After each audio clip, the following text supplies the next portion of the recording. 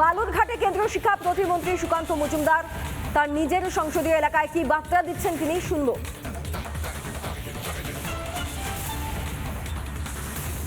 Rail প্রকল্প হবে, সবাই ভোট দিয়ে দিল। হ্যাঁ, আর তখন প্রার্থী হয়েছিল শঙ্কর চক্রবর্তী, তাই তো?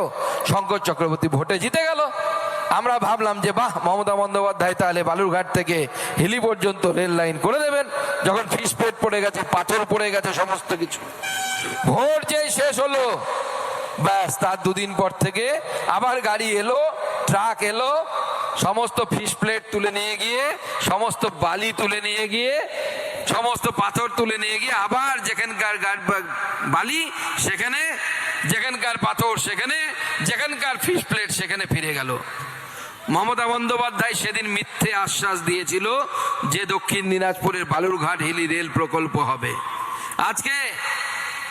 আজকে মমতা বন্দ্যোপাধ্যায় যে রেল প্রকল্প নিয়ে দক্ষিণ দিনাজপুরের মানুষকে মিথ্যে কথা বলেছিল, আজকে সেই বালুরঘাট হিলি রেল লাইনের কাজ আপনাদের আশীর্বাদে সুকান্ত মজুমদারের হাত ধরে হচ্ছে।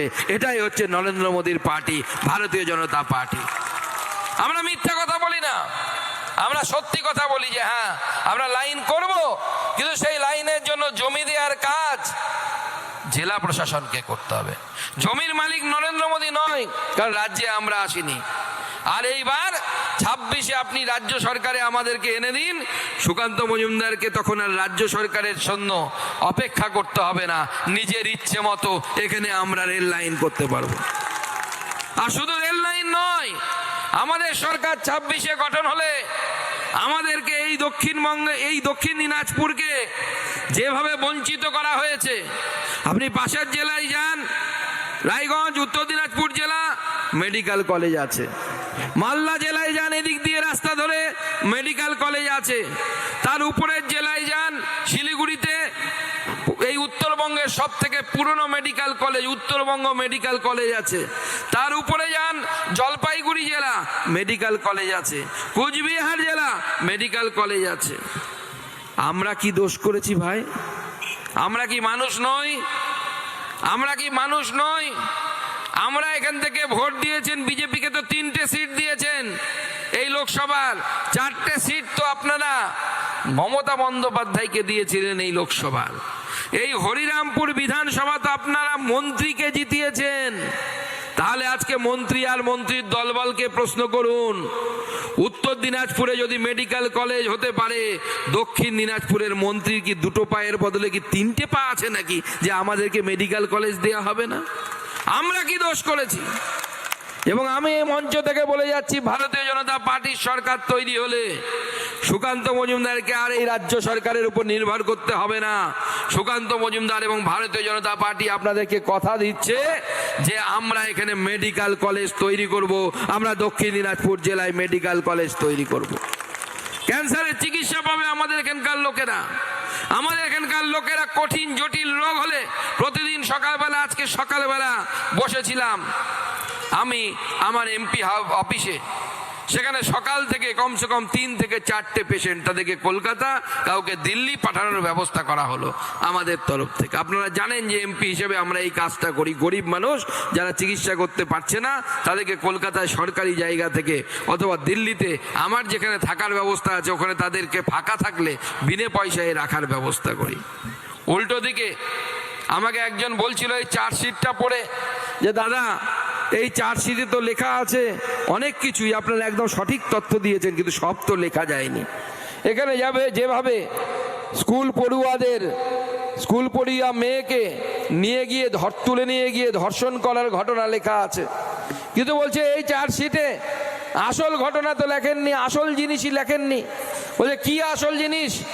বলছে আসল জিনিস হচ্ছে এটা যে আজকে সকালে বেলায় সে আপনার সাথে দেখলাম যে আপনি সকালে বেলায় পৌঁছেই শুরু করে দিয়েছেন জনগণের সাথে দেখা করা।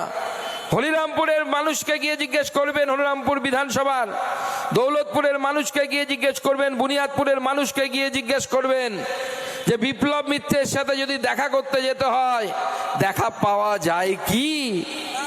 সকালবেলা গেলে প্রথমেই গিয়ে দেখবেন দাদা বা জমিদার রাজা আমাদের, তার ঘরের সামনে ভাইরা সব ক্যারাম খেলছে, ক্যারাম পেটাচ্ছে। হ্যাঁ, ছোটু, হাত কাটা দিলীপ, চোখ কাটা নেপাল, সব এরকম মাল, সব একদম সার্টিফাইড মাল, ISI মার্কা মাল। হ্যাঁ, তারা সব ওখানে ক্যারাম পেটাচ্ছে। বলে কোথায় দাদা? বলে দাদা পুজো করছে। সকালবেলা 10টায় গেলেন, দাদা পুজো করছে। কোথায় দাদা? দাদা স্নান করছে, দাদা খাচ্ছে, দাদা এই করছে। বিকাল 4টের সময়ও দেখা হবে কিনা আপনার সাথে সন্দেহ আছে। আর সুকান্ত মজুমদার যখন জেলায় থাকবে বা নিজের বাড়িতে থাকবে, সকাল 9টায় পৌঁছে যাবেন সুকান্ত মজুমদারের অফিসে। আপনার কাজ যত কম গুরুত্বপূর্ণ হোক, তার সাথে সুকান্ত মজুমদার আপনার সাথে দেখা করবে। সব সময় দেখা পাবেন, সব সময় কাছে পাবেন, সব সময় সাথে পাবেন। ওটা তো আসল চার্জশিট। আপনারা বলেছেন যে দৌলতপুরে শুধু যেমন হসপিটালে গাঁথা হয়নি তাই নয়, আমরা দক্ষিণ দিনাজপুরের বিডিও অফিসের আমরা ছবি সহ চার্জশিটে দিয়ে দিয়েছি, খবরের ছবি।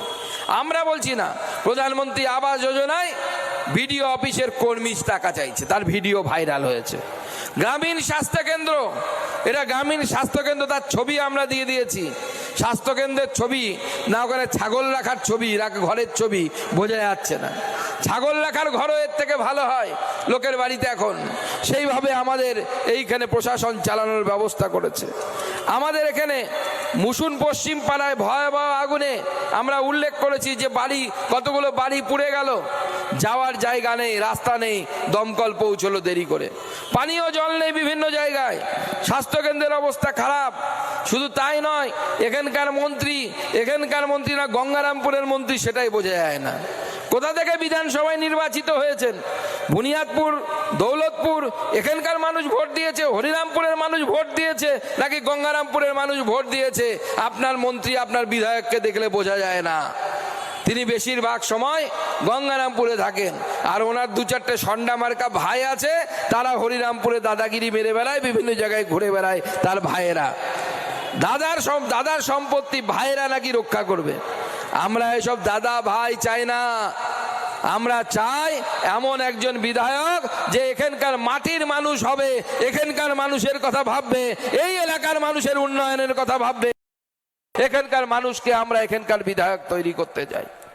আর আজকে আপনাদের মন্ত্রী বালুরঘাট ল কলেজে, এই বিধানসভার বিধায়ক হয়ে বালুরঘাট ল কলেজে গন্ডগোল হচ্ছে। গন্ডগোলে কার নাম উঠে আসছে? বিপ্লব মিত্র বাবুর নাম উঠে আসছে। আজকে এই পরিস্থিতি যে একটা ল কলেজ জেলার মধ্যে ভালো চলছে না, সেই ল কলেজে পর্যন্ত আপনার মন্ত্রী গিয়ে ওখানে পর্যন্ত ডিস্টার্ব করছে। নানা ধরনের কন্টেন্ট দেখার জন্য লাইক করুন, শেয়ার করুন আমাদের ফেসবুক পেজ, সাবস্ক্রাইব করুন আমাদের ইউটিউব চ্যানেল। পাশাপাশি অন্যান্য ব্রেকিং নিউজের জন্য অবশ্যই চোখ রাখুন রিপাবলিক বাংলায়।